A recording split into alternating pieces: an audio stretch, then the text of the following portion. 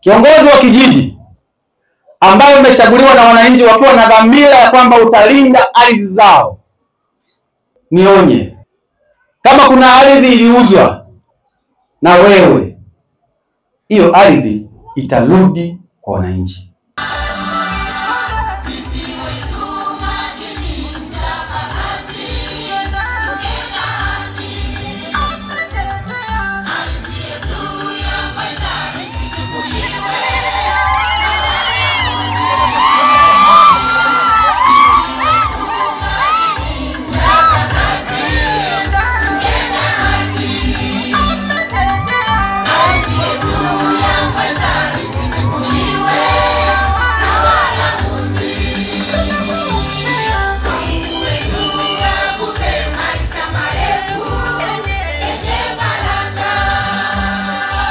Ndugu zangu, uonevu na hasa kwa wananchi maskini. Juzi nimerudisha ardhi kule Mswakini ambako viongozi waliuza kwa matajiri ekari karibia 12 hivi. Wameuza, maskini ya Mungu, wananchi wanashindwa kwa sababu wale viongozi wanawakandamiza. Tulipofika pale nikamwambia hizo ardhi irudi. Kwa hiyo juzi ile imesharudishwa tayari kwenye kijiji cha Mswakini. Lazima nikiri, Moita ilikuwa kazi ngumu kidogo, lakini pongezi kubwa ziende kwa wazee wangu wa kimila, Igwanans, lakini viongozi wengine wapenda haki, kaka yangu Mula, diwani wenu, mwenyekiti wa halmashauri pamoja na mbunge. Hawajakuja mara moja hapa, wamekuja mara nyingi. Ni watu tu walikuwa wabishi. Ndugu zangu wananchi na viongozi wa mila, kazi mnayoifanya mnaweza msilipwe chochote hapa duniani, lakini mbinguni mtalipwa, kwa sababu vitabu vyote, Qur'ani na Biblia, vinaeleza swala la kuwasaidia masikini bila malipo yoyote. Endeleeni kufanya hivyo. Na sisi tuliopata bahati ya kuwa viongozi wenu tunajivunia sana tunapokuwa na wananchi wachache ambao wanatumia nguvu zao, fedha zao na uwezo wao kuwatetea watu wanyonge.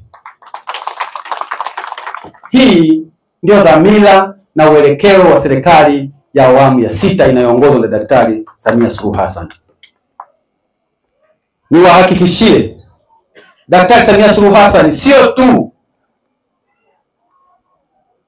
anatoa maelekezo kwenye mikutano yake, lakini pia anatoa msisitizo kwa sisi tunaomsaidia huku chini.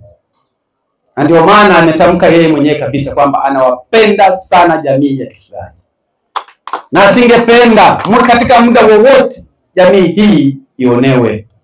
Amezungumza kwa maneno yake akiwa Arusha, lakini pia hata mkuu wa mkoa wetu wa Arusha amezungumza karibia mara 4 kuhusiana na utetezi wa wananchi wa Arusha ambao mkoa nao uongoza.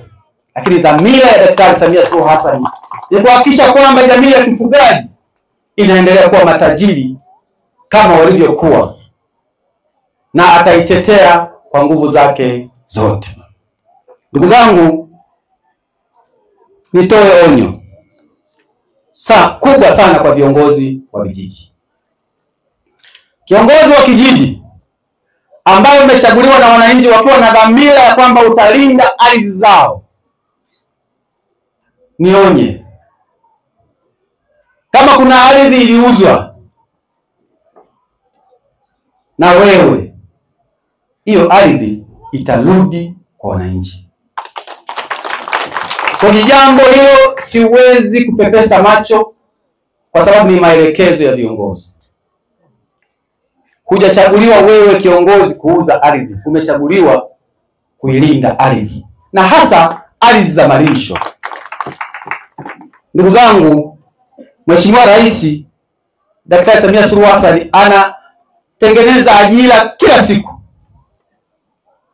lakini ajira kubwa kabisa ni nyasi na ardhi ya wafugaji, kwa sababu ndio inayoajiri asilimia kubwa ya vijana wetu. Wanapokuwa na ardhi ya kuchungia, yani malisho, ndio ajira yao. Inapotokea kiongozi yoyote anauza ardhi ya malisho, maana yake ni kwamba huyo ni adui wa wilaya ya Monduli. Na ninaomba tusimpepese macho, tuseme hadharani, ili mtu mwingine atakapoamua kuomba uongozi kwenye ngazi ya kijiji, kama mwenyekiti wa kijiji na mwenyekiti wa kitongoji, afahamu haingii pale kuchuma mali, anaingia pale kulinda mali za watu waliomchagua. Mimi nitaendelea kusimamia wajibu huu, na naomba niwaalike viongozi wengine wenye fedha, waliojaliwa fedha, kuungana katika vita hii, kwa sababu vita hii ni ngumu. Vita ni ngumu kwa sababu wengine wanauza kijanja. Ndugu zangu, niwape salamu za Mheshimiwa Rais Daktari Samia Suluhu Hassan, ambaye tayari Chama cha Mapinduzi kilisha mteua kuwa mgombea wa urais mwaka huu 2025, akiwa na mwenzake Daktari Emmanuel Nchimbi pamoja na Rais wa Zanzibar Dr. Mwinyi.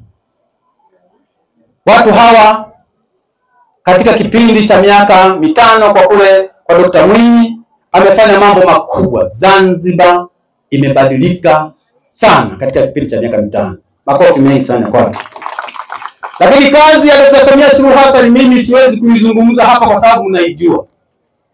Kila mtu nchi hii ameona kazi kubwa na nzuri aliyofanya Daktari Samia Suluhu Hassan. Kwa hiyo kitendo cha kuwa mgombea, kitendo cha kuteuliwa kwa kura zote 100%, semeni 100%,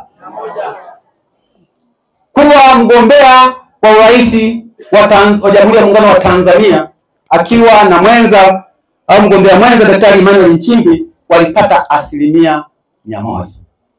Kwa hiyo huyu ni mgombea wetu. Nimesema mara kwa mara kwamba kazi zake ambazo amezifanya zinajisema zenyewe. Kwa hiyo ndugu zangu, umati huu ninajua wote mmejiandikisha katika daftari la wapiga kura. Itakapofika mwezi wa 10, wewe nenda weka tiki hapo, kwa sababu shughuli za kazi za maji, barabara, afya, umeme, vitu vyote tutaeleza hapa, tutamaliza muda. Lakini naomba niwaambieni kabisa kwamba Mheshimiwa Rais anawapenda sana. Na sifa zote hizi ambazo nyimbo mmeziimba hapa zote, hakuna mtu anaweza kustahili sifa hizo zaidi ya Daktari Samia Suluhu Hassan. Wamesema waimbaji hapa, ardhi hiyo ambayo imerudishwa ni ardhi ambayo itaenda kusaidia masikini na kuondoa umasikini katika eneo letu la Monduli. Ninaomba sana wale ambao wamejaliwa na viongozi, mfanye kama viongozi hawa wetu walivyo.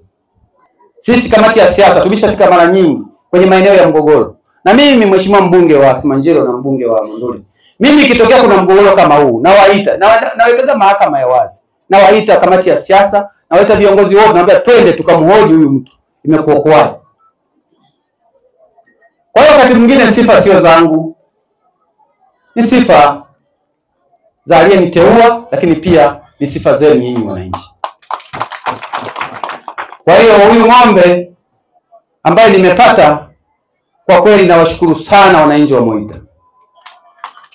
Sikustahili, kwa sababu natekeleza maagizo ya mkubwa wangu wa nini wa nchi ambaye amenitoa kunileta hapa, na maelekezo ya mkubwa wangu wa mkoa.